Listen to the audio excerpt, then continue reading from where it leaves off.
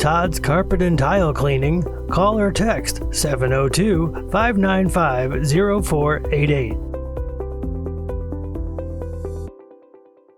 Las Vegas law enforcement has confirmed that Matthew Livelsberger used racing fuel and generative AI to assist in the Tesla Cybertruck explosion that occurred on New Year's Day after pulling up to the Trump valet.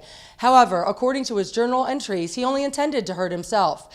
Let's hear from the Las Vegas Metropolitan Police Department about recently released facts concerning the blast. As the sheriff pointed out, we have a few developments, one on the video analysis and the video evidence that we've recovered. The other is on the physical evidence that we've recovered from the vehicle, and finally the digital forensics. Right there you'll see a trail of liquid falling from the back of the vehicle.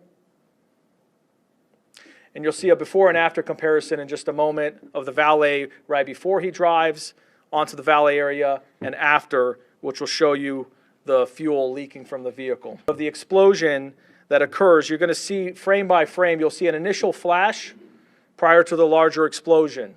So we'll pause right there. That's the initial flash that happens right before the large explosion. You're going to see a still in a moment. Right there's the initial flash.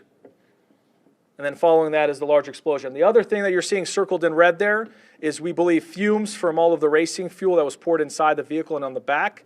It ignited first. 2 firearms were recovered, including an AR pistol and a Desert Eagle handgun. There were 3 cart casings, 50 caliber expended cart casings that were recovered. You can see images from the forensics there. What's very important about these cart casings in terms of what happened in that vehicle, 2 of the cart casings had primers that were burned out due to the intense heat. 1 of the 3 cart casings, as you can see, shows that the primer was punched, which basically means that it was shot through a gun, which is consistent with what we believe happened, that he ended up using the firearm to commit suicide. The deceased man journaled an account of his activities within his phone. And he talks about the Grand Canyon. That was on December 31st. We don't know exactly why he changed his plans from going to the Grand Canyon to potentially launch off of that glass skywalk. And why he chose Trump Towers. We're still looking at that. But ultimately, as we all know with what happened, there was a change in plans, and he showed up here at the Trump Towers on the following day, on January 1st. He also does write in there that he was super high on weed and drinking, which we are still working to confirm. And then he discusses the Cybertruck being used as a vehicle-borne improvised explosive device.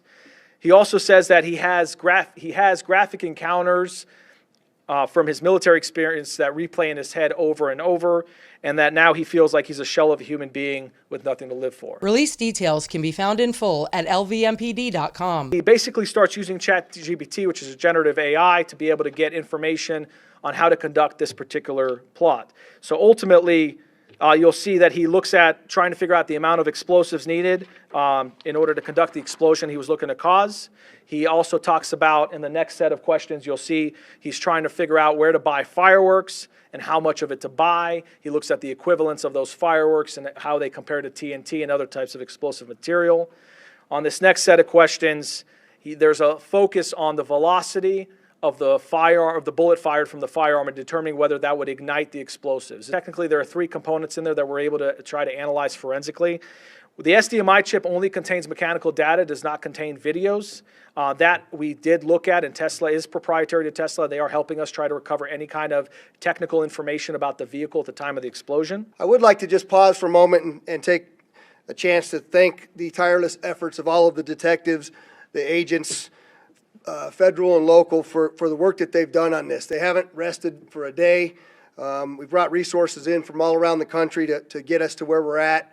They've just been remarkable, and I want to publicly acknowledge them. And in other vital news affecting Clark and Nye counties, the Red Cross of Southern Nevada is calling on all of us to donate blood due to a severe storm affecting much of the nation. The powerful storm has resulted in the cancellation of over 250 American Red Cross blood drives in recent days, leaving over 5,000 uncollected blood donations. In response, the American Red Cross of Southern Nevada is urging locals to step up and donate blood in the coming days to help ensure patients nationwide have access to life-saving supplies. Concurrently, a new winter storm is brewing and is forecasted to hit multiple states, exacerbating the already existing shortfall. To locate a nearby blood donation center or schedule an appointment, download the Red Cross Blood Donor app, visit redcrossblood.org, or call 1-800-RED-CROSS. Proudly reporting from Clark County and shooting it over the hump, to all of my people in the beautiful desert oasis of Pahrump, I'm Maria Centers for News 25 Las Vegas.